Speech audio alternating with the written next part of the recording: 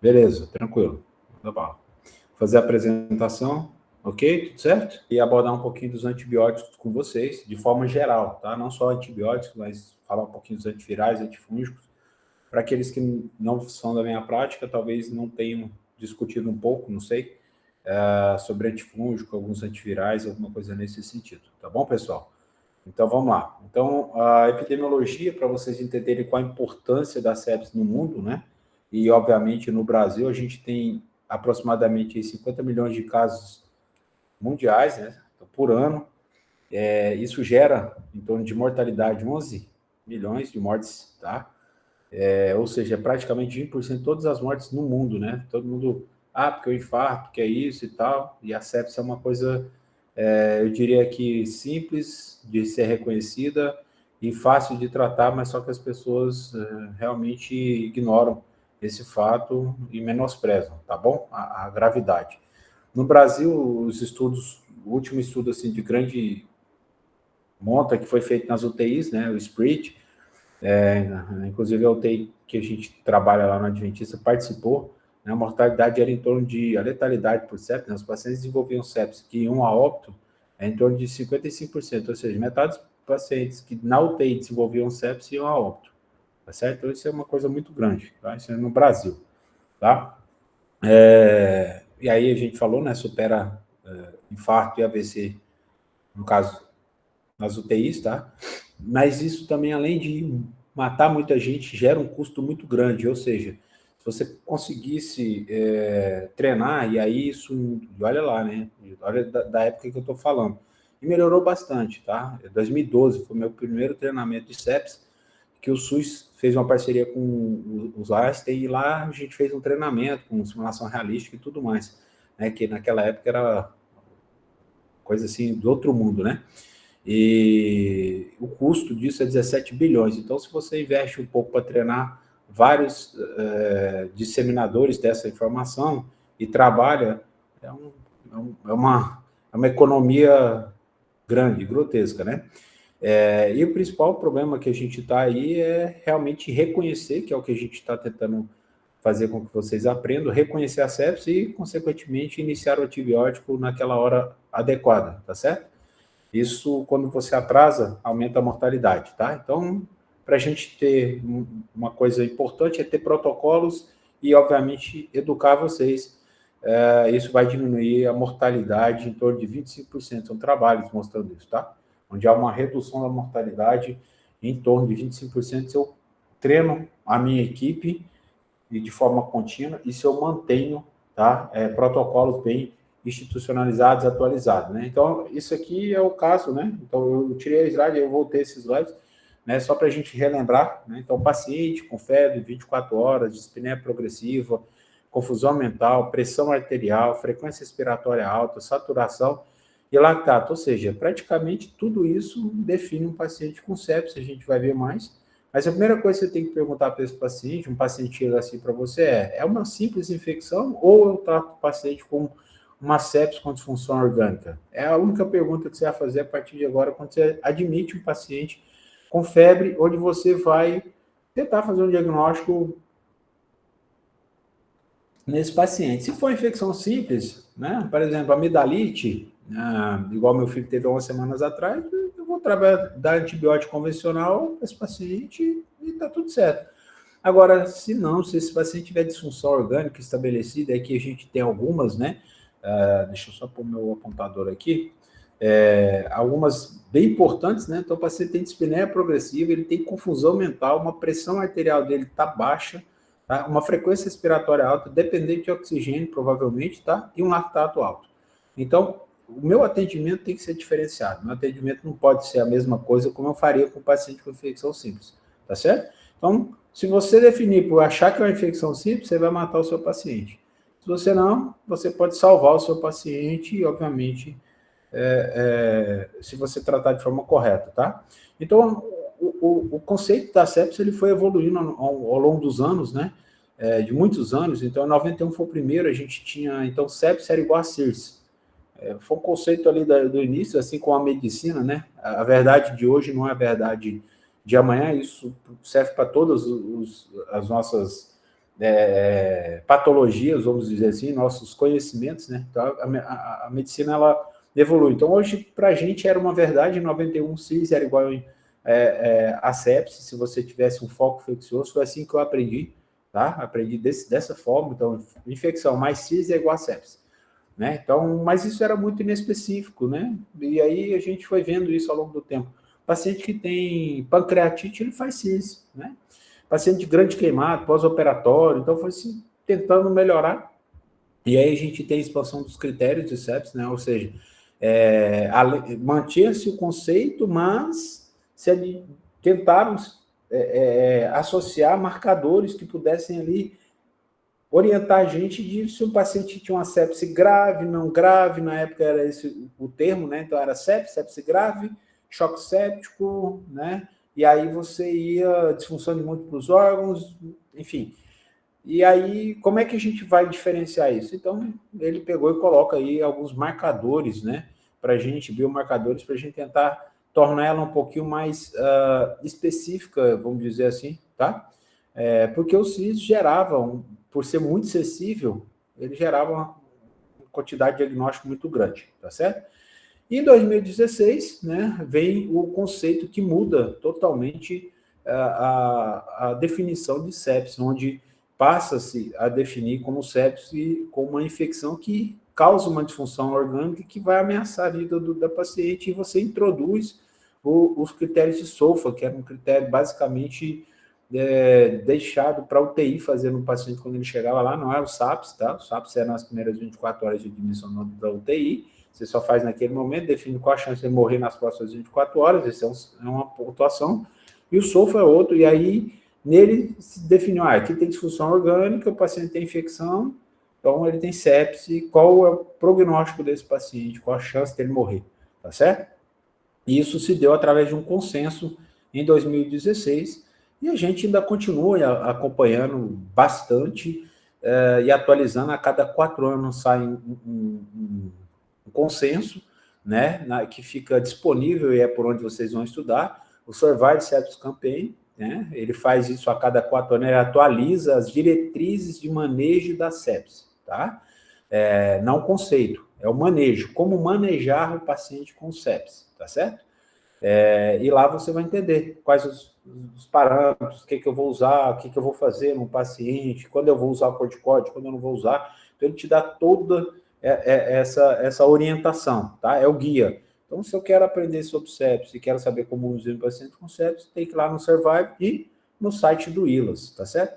Óbvio, a gente tem a parte da fisiopatologia da sepsis, né? É uma cascata de inflamação, né? Então, onde eu tenho um reconhecimento do organismo ao agente etiológico, tá? Não vou colocar tudo isso aqui dizendo. Reconhecimento, tá? Do agente etiológico. Eu libero citocinas, eu causo uma tempestade inflamatória. Quem trouxe esse nome novamente, né? Relembrou a gente, foi a COVID, né? Levam a disfunção, tanto de endotélio quanto, né, da parte de coagulação, que aí seria complicações da sepsis. Isso está associado a uma hipóxia tecidual importante, e essa hipóxia é o que a gente vai perseguir para melhorar o paciente. Se eu tenho hipóxia, eu tenho uma perfusão orgânica comprometida, então os órgãos começam a sofrer, tá? E eu vou levar a uma falência múltipla dos órgãos e, obviamente, podendo ser irreversível e levar o meu paciente a óbito. Então, obviamente, isso é uma cascata de qualquer processo inflamatório. E essa cascata inflamatória, se ela for desregulada, eu chego a isso aqui. Agora, se ela é uma regulada, eu não tenho essas disfunções orgânicas, e aí meu paciente faz uma infecção simples, como a gente pôs naquele slide lá na frente, tá certo? E aí algumas citocinas pró-inflamatórias, pré-inflamatórias eu vou mostrar para vocês, TNF-alfa, e aí bastante discutido, né? Interleucina 6, que já foi tentado um medicamento no início da sepse para tentar melhorar a sobrevida, mas não deu certo, então tentaram, se fizeram alguns protocolos na tentativa de melhorar a sobrevida dos pacientes, como sendo um tratamento para sepse, mas não deu certo, tá certo? Justamente por causa dos efeitos que se vão descobrindo, né? Então, interleucina 1 beta, com aumento da permeabilidade capilar, vasodilatação sistêmica, isso dificulta o quê? A oxigenação, né? Então, a pressão do paciente cai. Então, de repente, se eu reverter isso aqui, talvez eu melhoraria o meu paciente, né? Então, enfim, protrombótico, TNF-alfa, né, causando microtrombos, como a gente teve no paciente com Covid grave, ele fazia muita trombo, né, e a gente tinha que fazer anticoagulante, então, totalmente diferente das outras. Então, as cascatas, os agentes são semelhantes ao longo das inflamações, o que diferencia a quantidade que eu vou estimular, a quantidade que o meu organismo vai reagir, e aí causar os efeitos que a gente tem, tá bom? E aí, interleucina 6 mostrando que a gente vai ter o quê? Algumas lesões hepáticas, tá? Mantendo o estado inflamatório. Então, se você bloqueia ela, ou se você causa o inibidor, talvez você melhoraria o processo inflamatório, tá certo? Então, há vários estudos, até hoje não se chegou nada diferente do que a gente tem hoje, tá certo? Então, a ativação das moléculas de adesão que a gente tem, câncer, aumenta a adesão leucocitária, tá certo? Pode causar microtrombose também, tá? Na disfunção endotelial que a gente tem, por ativação das plaquetas e da coagulação, tá? Aumento da permeabilidade, gera hipoperfusão tecidual e disfunção orgânica. Ou seja, se vocês forem, né, resumindo, se a gente for olhar, são cascatas que vão comprometer o endotélio, o vaso, onde eu perco líquido, né, o vasodilato, faço hipotensão. Quando eu faço isso, a oxigenação da minha periferia diminui, consequentemente, ela vai viver aonde? No meio, na produção, naquela fase inicial do ciclo de Krebs. Eu não vou chegar até a fase final e não vou utilizar oxigênio e vou acumular o que é muito o quê? Lactato, porque o oxigênio não chegou, então eu vou fazer lactato. E é hora que a gente vai aprender a importância do lactato como marcador de progressão da doença e de definição de mortalidade nesse paciente. Não definição, né, mas aí ali, se a gente consegue controlar bem, a gente vai ter uma boa resposta e consequente recuperação do paciente, tá certo? Então, são cascatas, e aí a gente vai tendo na fisiopatologia da sepsis 3 fases, principalmente a fase hiperinflamação, a fase da hipoperfusão, lesão tecidual, que é essa daqui onde a gente quer principalmente intervir para a gente poder não chegar, né, talvez numa fase mais de exaustão do componente imune, e aí o paciente com lesões aí mais graves, mas isso aqui é na parte inflamatória, tá, pessoal? Né? Mas é aqui onde a gente foca a nossa intervenção clínica, né? Porque daqui para frente, se a gente perdeu, já não tem mais o que fazer, tá? Mas é importante a gente entender essa fase tardia de imunossupressão, que o organismo pode ficar, que ele ficou tão inflamado, onde o paciente começa a ficar mais suscetível. E por isso, os estudos mostram que os pacientes, quando tem sepsis, ele tem um aumento do risco de ter sepsis nos próximos 5 anos, porque ele pode permanecer aqui por um tempo. Então, ele tem um risco aumentado de uma infecção secundária, mesmo após o tratamento de uma sepse grave, um choque séptico, tá certo? Porque ele pode evoluir para essa fase tardia, ele evolui, obviamente que vai variar de paciente para paciente, mas está já compreendido que em 5 anos o risco do paciente que fez sepse, ter outra sepse, é alto, tá certo? É aumentado. E obviamente que a gente trabalha na sepse, tempo é órgão, a hora é ouro, tá? Nesses pacientes. Então, esse estudo, ele é antigo, mas ele sempre a gente coloca ele, né? Vai de forma diferente, tem gente que coloca o gráfico, tem gente que coloca o resumo, né? Então, vai variar. Então, a cada hora de atraso no início do antibiótico, tá? Um paciente, eu tenho um aumento médio de 7,6% na mortalidade em pacientes com choque séptico. Ou seja, o paciente que está chocado, se eu perco tempo nesse paciente, por exemplo, vamos fazer um cálculo, se eu perder 10 horas, ou seja, admitir meu paciente no plantão, não fiz nada para tentar reverter isso, no final do meu plantão, teoricamente, eu matei o meu paciente.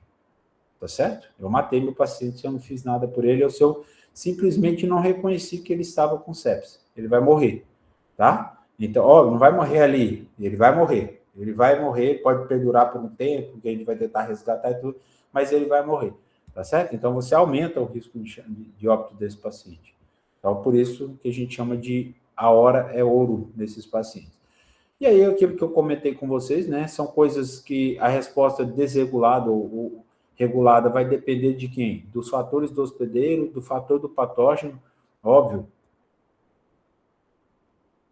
O COVID, ele varia de pessoa para pessoa, de reação para reação, é um exemplo. Uma infecção, a malária é outra, né? Ah, sepsis é própria bactéria, doutor? Não. Sepsis é por infecção. Ah, pode ser por malária, né? Pode ser por um citomegalovírus, um paciente imunossuprimido, pode ser por uma aspergilose no paciente, pode ser por uma neurocriptococose no paciente HIV, tá? Depende do quê? Então, do patógeno, óbvio, tem patógeno que tem um risco maior de levar você a fazer uma resposta desregulada, tá? Tem o fator hospedeiro, estar ou não menos preparado, né? Ou seja, uma imunidade estar ou não preparada para isso, né? Então, quando eu tenho a soma desses fatores e isso acontece de forma desequilibrada, desregulada, eu vou ter uma disfunção orgânica, que a gente viu lá, e, consequentemente, uma sepse, tá bom? As ferramentas de identificação precoce da sepse, tá? Elas são várias, tá? Atualmente, tá? Então, a primeira que eu mostrei para vocês lá foi o CIRS, tá? O que é o CIRS, então? São essas variações aqui que a gente tem de sinais clínicos do paciente e laboratoriais, tá? Ela usa o laboratório, ok? Se eu tenho 2 desse, eu falo que o paciente tem sinais de CIRS positivo, mas uma infecção antigamente era sepsis. Esse é um sinal, esse é uma ferramenta de identificação precoce, tá ok? Mas eu tenho que hoje é o mais utilizado e recomendado pela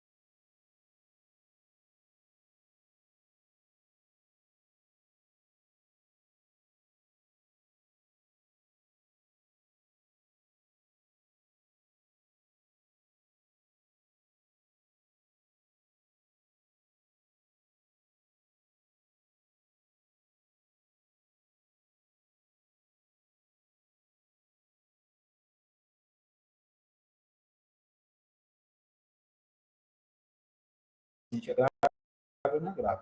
Mas a gente tem, obviamente, sistemas para a gente criar protocolos e tudo mais. O KISSOFA, né? O que é o KISSOFA? Seria um resumo, alguns parâmetros do SOFA que ali foram estudados de forma separada e mostraram que o paciente tinha um alto risco para sepse. Só que se a gente olhar, ele é muito específico, né? Ele gera uma especificidade muito grande. Eu tenho certeza que se o paciente tiver 2 desse aqui, e o foco infeccioso é sepse. Eu não preciso de muita coisa. Então, o que acontece? Eu vou pegar somente o paciente que está grave. Eu não vou pegar um paciente que está começando ou está querendo desenvolver sepsis. Então, o KISSOFA ele não foi utilizado, ele não pode ser utilizado como triagem. No Survive, no guideline de 2016, eles queriam utilizar o KISSOFA como ferramenta de identificação precoce, e aí os trabalhos vieram uma enxurrada de trabalho mostrando que não. Se eu usar ele, eu vou perder muito paciente, porque isso não identifica precocemente a sepsis. Ele identifica a sepsis já, tá certo? Então, eu não preciso disso para identificar precoce. Porque eu tenho outras manifestações que podem não aparecer com isso aqui, que a gente precisa de laboratório, nem nesse e nem nesse. Então, eles são só triagem. Eu olho o paciente, caracterizo, esse paciente pode estar com sepsis. Deixa eu ir atrás. Aqui não, aqui eu tenho certeza que esse paciente está com sepsis. Ok? Então, ele não quase certeza, né? Não é total, mas é quase certeza. E aí eu coloco meu paciente no protocolo. Tá certo?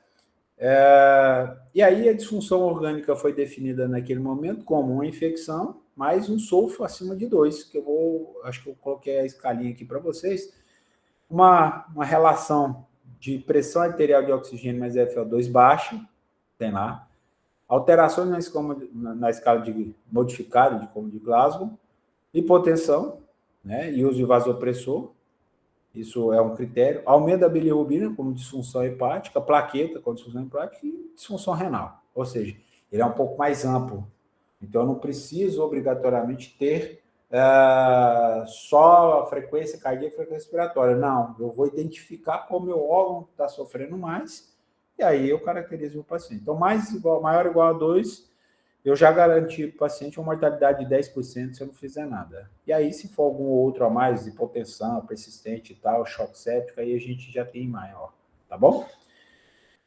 Então, os critérios ficaram definidos dessa forma, né? Quando a hipotensão é persistente, eu preciso de vasopressor, que é uma medicação que vai fazer vasoconstrição, para manter a pressão arterial do meu paciente maior ou igual a 65, após eu ter dado volume de forma adequada para ele, que é em torno de 30 ml por quilo, isso é do protocolo, esse paciente fez a reposição volêmica, não melhorou, eu precisei do vasopressor, esse paciente está com choque séptico. Essa é a definição do choque séptico. Então, eu tenho a sepse e eu tenho a hipotensão persistente nesse paciente. Aí eu defino o paciente como choque séptico. E também, esse paciente tem que ter o lactato aumentado, tá? Eu coloquei 2 aqui, porque a maioria dos laboratórios é 1, o parâmetro. Mas no meu laboratório, por exemplo, da Adventista, é 1,6. Vocês viram que lá na frente, aquele caso clínico, eu mantei com 3,2, tá certo? É 2 vezes o valor normal. Então, tem que olhar o laboratório, qual o valor normal do seu laboratório, e você identificar isso, tá certo? Então, o meu lactato está alto, mesmo tendo uma reposição, esse paciente tem choque séptico documentado, definido, e aí eu tenho que olhar esse paciente que a mortalidade dele é alta, tá? É de 40%. Então, o paciente que chega chocado para você, você já tem um risco de ter 40% de óbito, tá? Então, se você não tomar a conduta correta, ou seja, é meio a meio, tá? E aí a gente vai entendendo o motivo da gente ter uma aula só de sepsis, né? Para a gente identificar isso aí. E aí a gente vai tendo ali o quê? Marcadores de hipoperfusão, que é o lactato. Eu expliquei para vocês como é que por que a gente chega no lactato. Não chegou sangue, ele vai fazer a parte da acidose lática, e aí eu tenho lactato. E, obviamente, eu tenho que ficar monitorando isso aqui, tá? Por quê? Porque o lactato, ele é para a gente, né, um prognóstico no meu paciente. E, óbvio, de acordo com esses valores, ou seja, 4 vezes normal, o paciente tem que ir para UTI. Eu não posso esperar. Está 2, 1,8, de repente esse paciente está entrando num processo, eu vou ressuscitar ele, vou monitorizar ele, mas eu talvez não precise dar desse paciente para UTI. Isso vai mudar de hospital para hospital, tá, pessoal? Isso aqui são parâmetros para nos dar orientação. Não quer dizer que eu tenha que seguir a regra, mas você tem que saber que esse paciente precisa pelo menos de uma avaliação da UTI. Isso é fato, tá certo?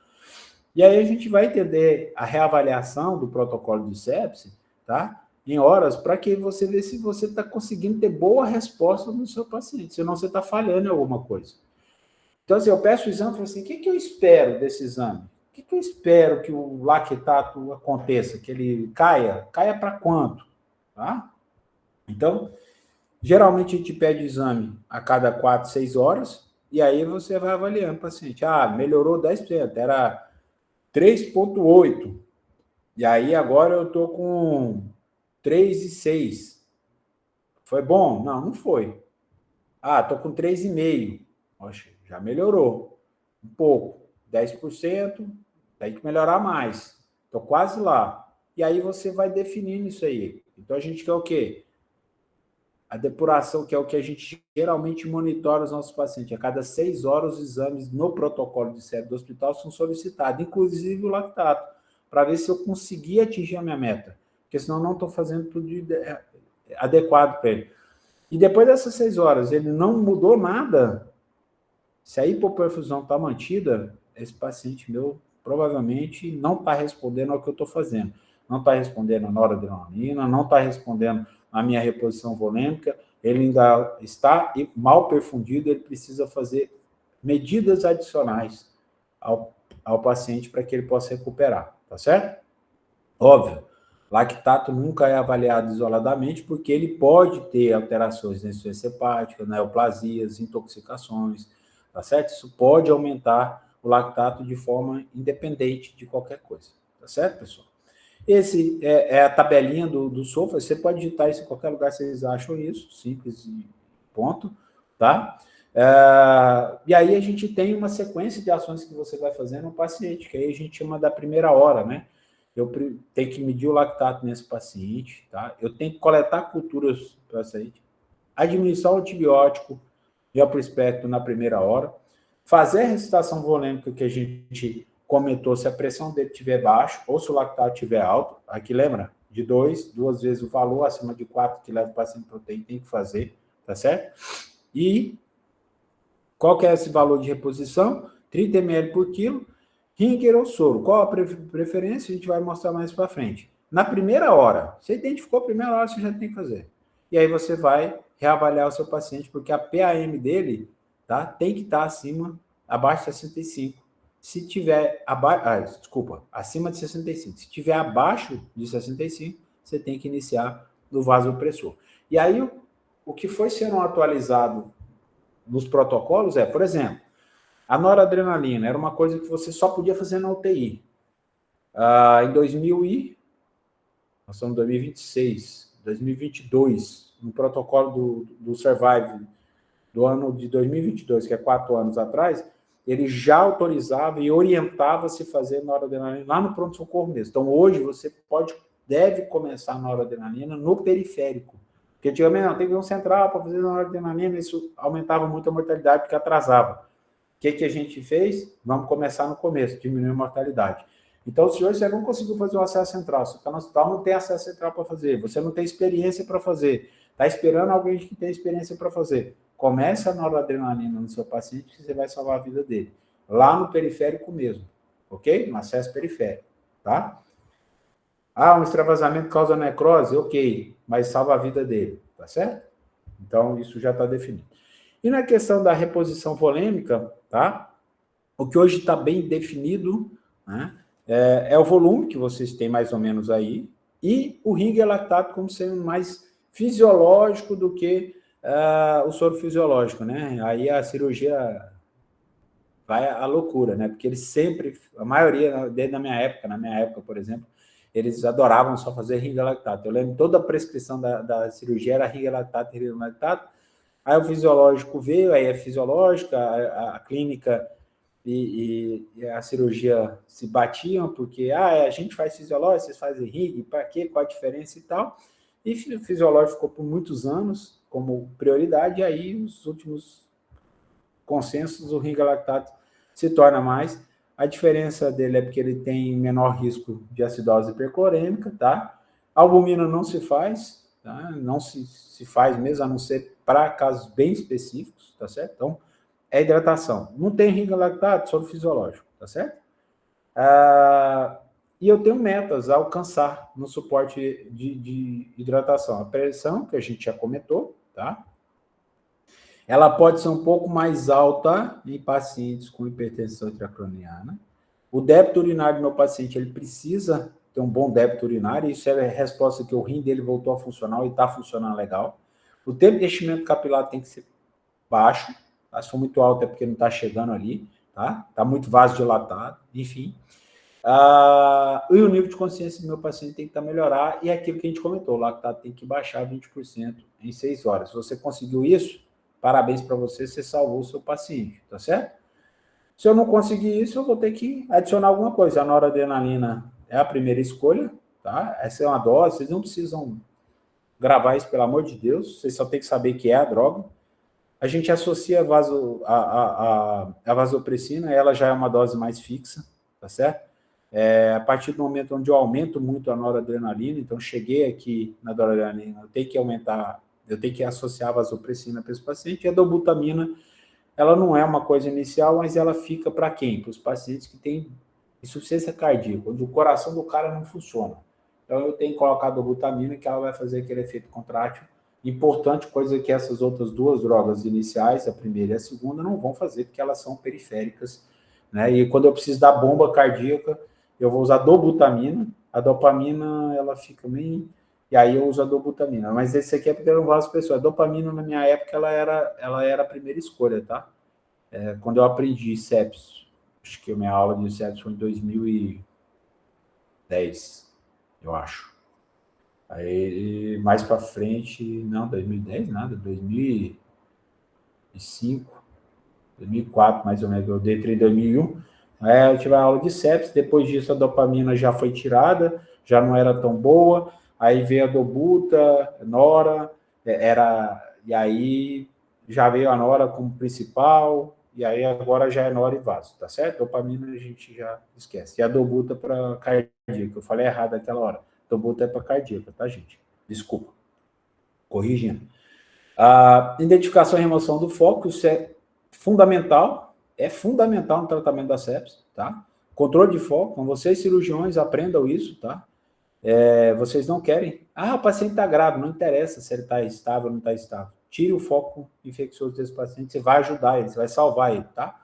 Idealmente nas primeiras 6, 12 horas. Então, se eu te pedir um parecer para você ir lá, drenar o abdômen desse cara, porque ele está com abscesso, ele está estável, você tem 6 a 12 horas para fazer isso.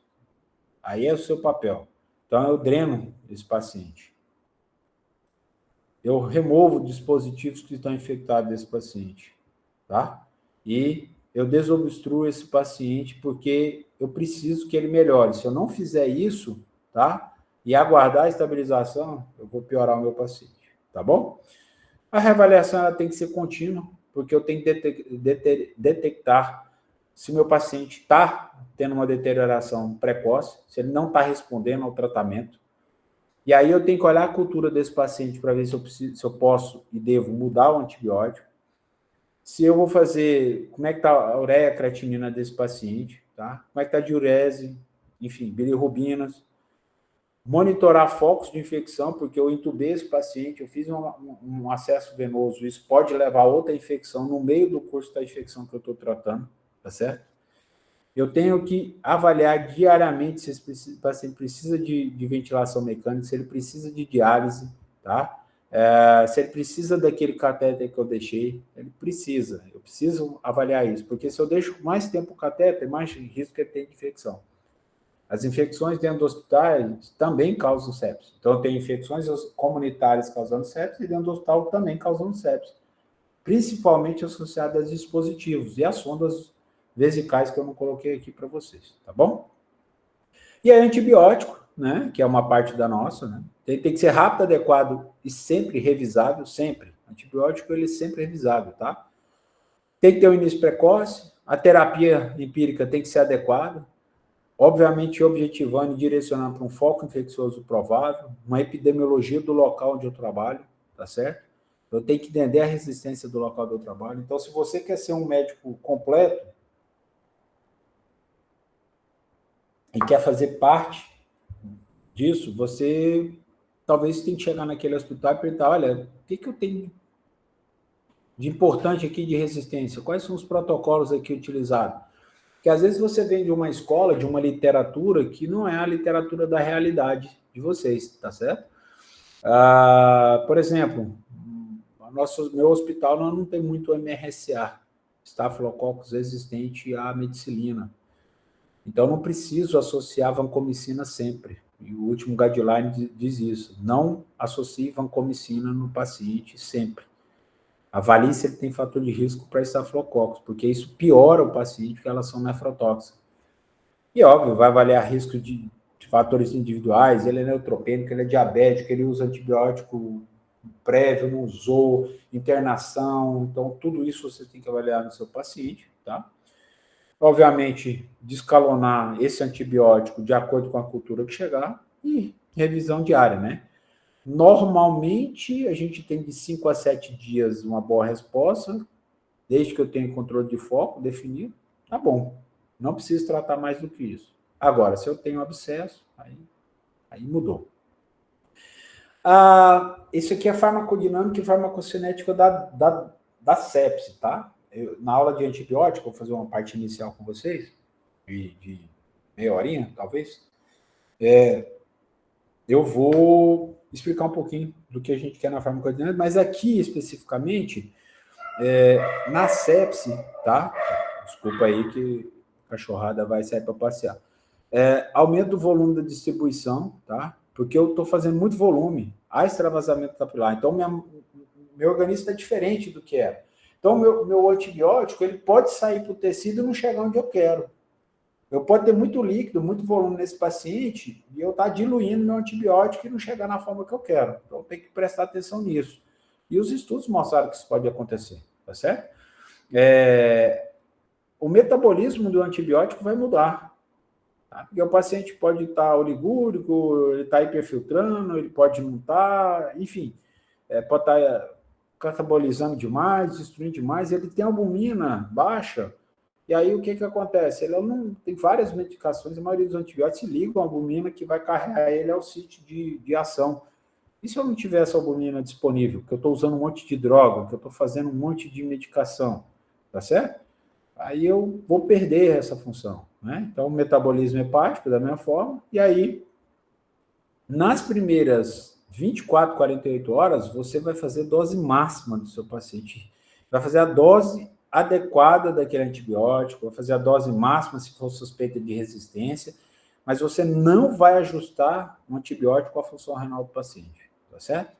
Você vai esperar essas 24, 48 horas, porque provavelmente ele pode estabilizar a função renal, era uma falsa, tá? Eu hidratei meu paciente, melhorou da necrose tubular aguda, a função oligúria dele e a função renal dele volta ao normal e eu estou com a dose baixa de antibiótico. Então, se recomenda, isso está claro, não reduzir a dose do seu antibiótico, tá certo?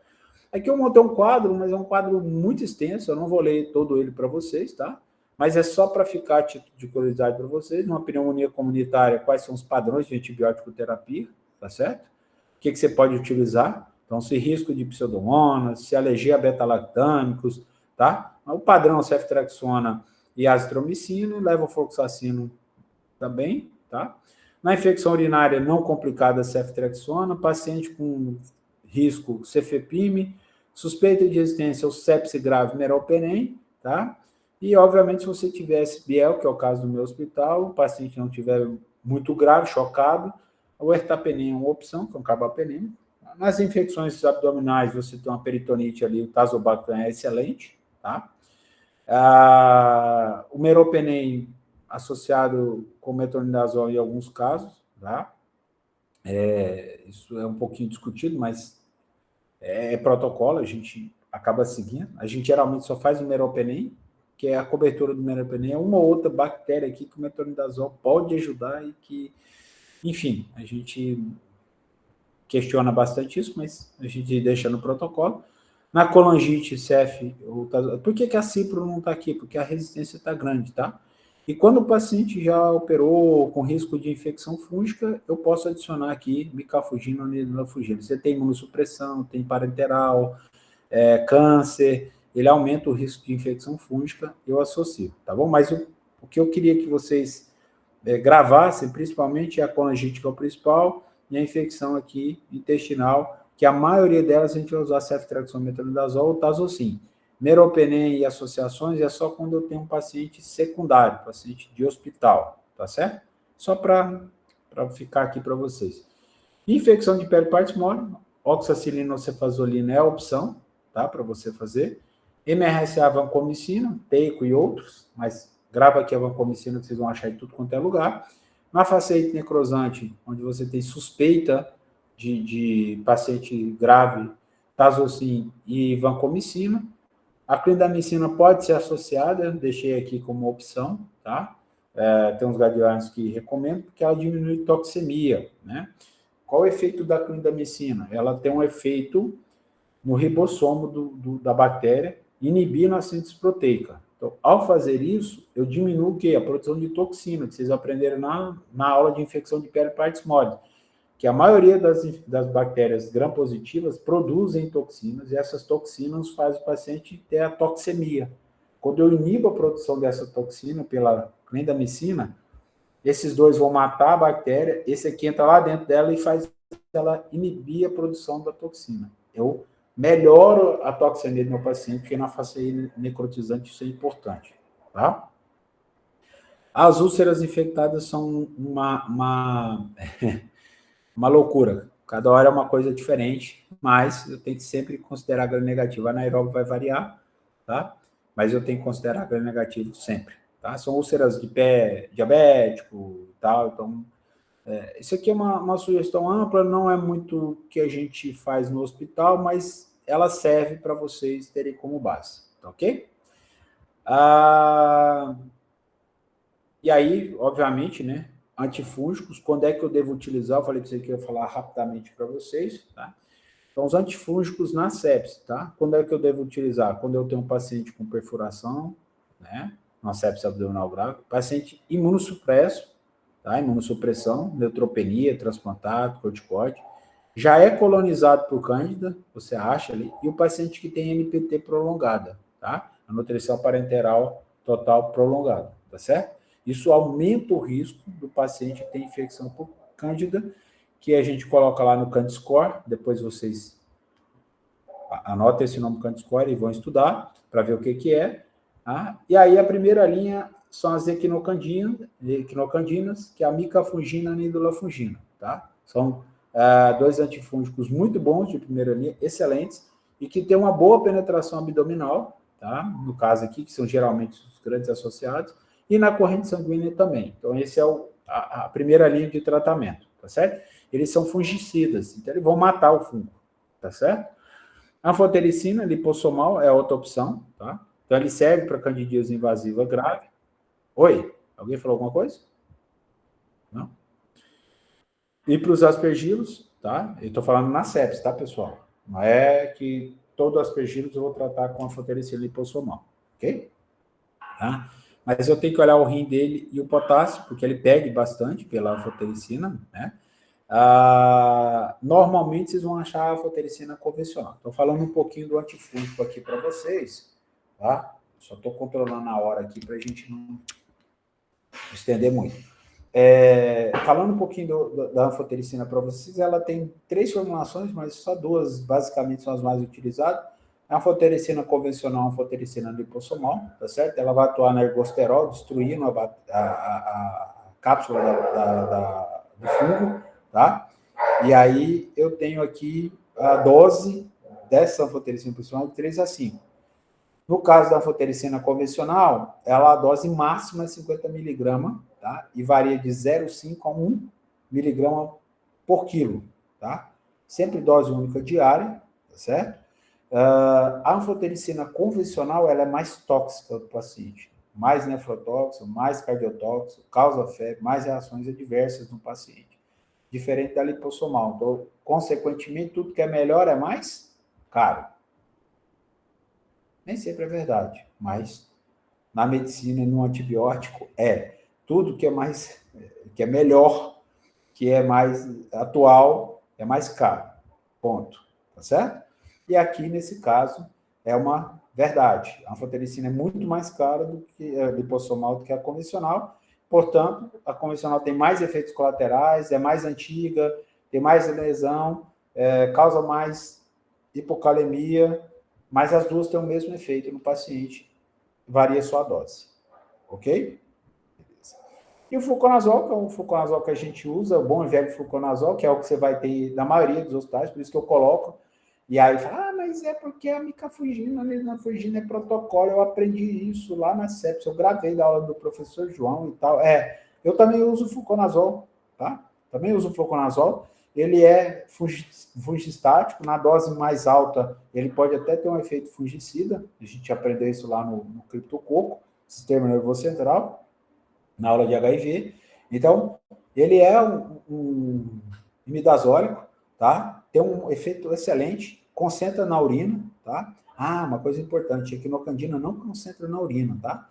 Então, se eu tiver tentar tratar alguma coisa na urina do meu paciente, a equinocandina não vai, tá? Então, o fluconazol é uma dose boa, eu uso bastante, nós temos cândidas, o nosso perfil de cândida é sensível ao fluconazol, então eu posso usar isso. No choque séptico não é a principal medicação é a equinocandina pelo efeito fungicida.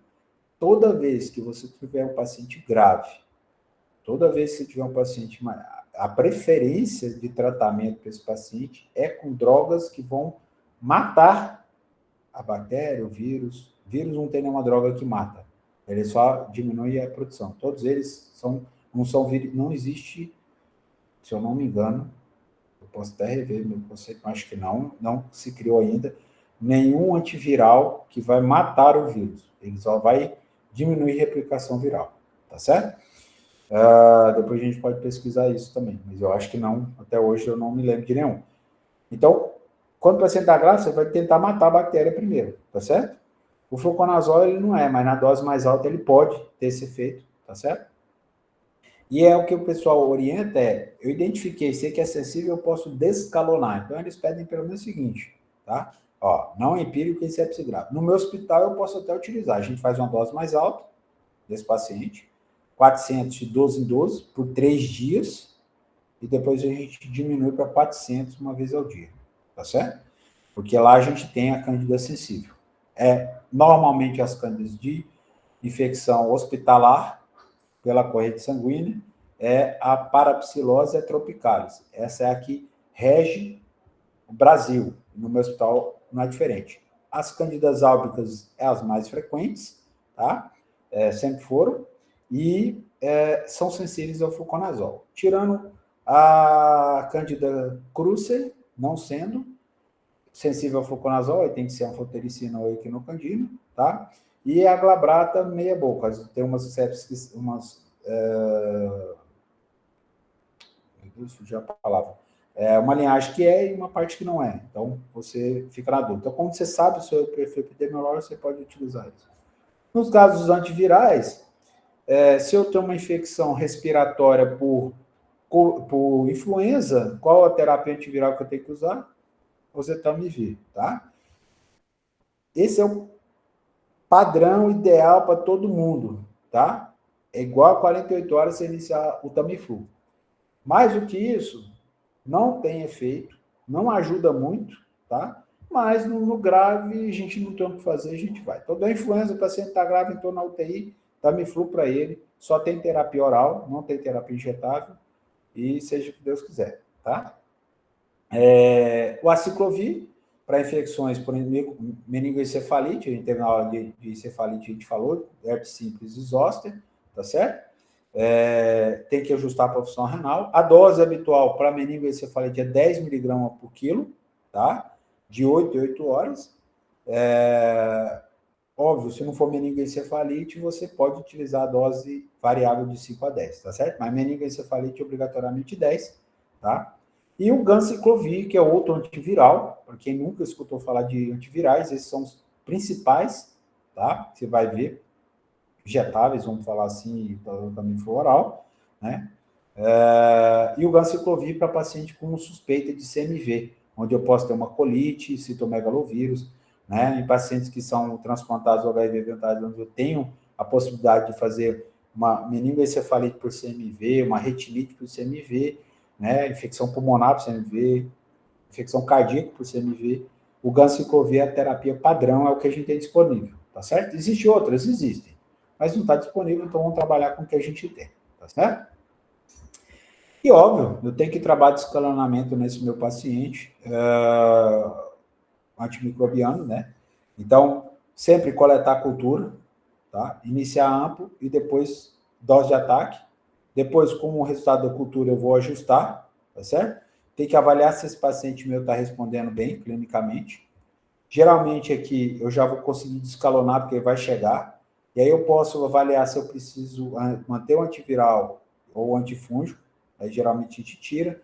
E 5 a 7 dias eu espero considerar meu paciente.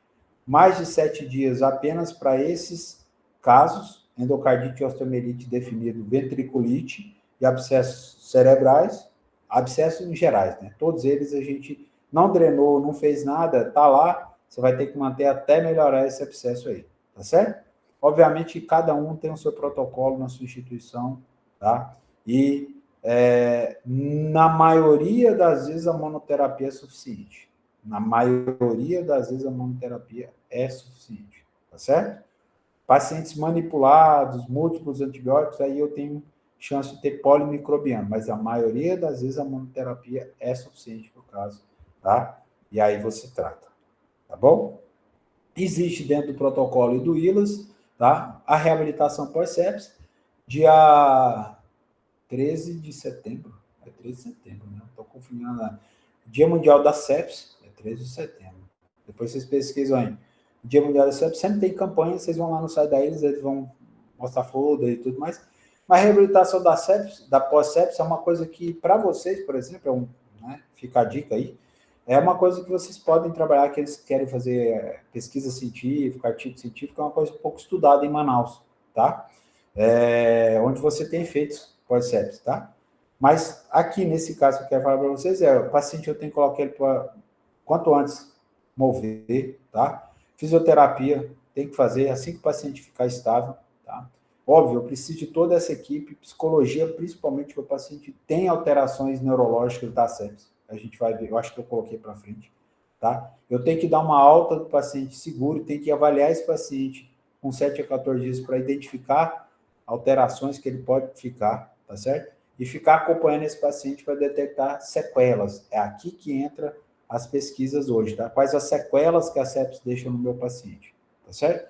E as sequelas, principalmente, temos fraqueza muscular, o paciente perde, tá? Porque ele está imobilizado, está inflamado, ele tem déficit de memória, tem, tá? Perda da função executiva. Já tive pacientes meu que era coordenador, CEO e tal, coordenador, e aí depois ele perdeu porque ele não conseguia se concentrar mais, raciocinar. Então, perde sim, tá certo? Então, pode persistir. Esses pacientes eles são afastados e tudo mais, e depois voltam, tá? Então, até 80% sobrevivente, ninguém tem trabalhos em Manaus ou nos nossos hospitais identificando isso aqui, mas os trabalhos já existem, tá certo? E transtorno de estresse pós-traumático que pode acontecer. Eu tenho, assim, bem caracterizado um paciente do hospital, que ele era enfermeiro do hospital, teve sepse e ficou realmente deprimido, né? Tinha transtorno de ansiedade, ideações suicidas e precisou ser tratado, tá? Então, 20 a 30% dos pacientes que sobrevivem. Na pediatria, só para vocês saberem, tá? Nosso tempo está acabando, se não vai acabar daqui a pouco, tá? Vocês avisam aí, pessoal. O estrepto do grupo B é muito comum no neonatal, tá? Nós estamos com uma paciente com uma infecção por Streptococcus agalacti, meningite, tá? Com 8 dias de vida, certo? É muito comum.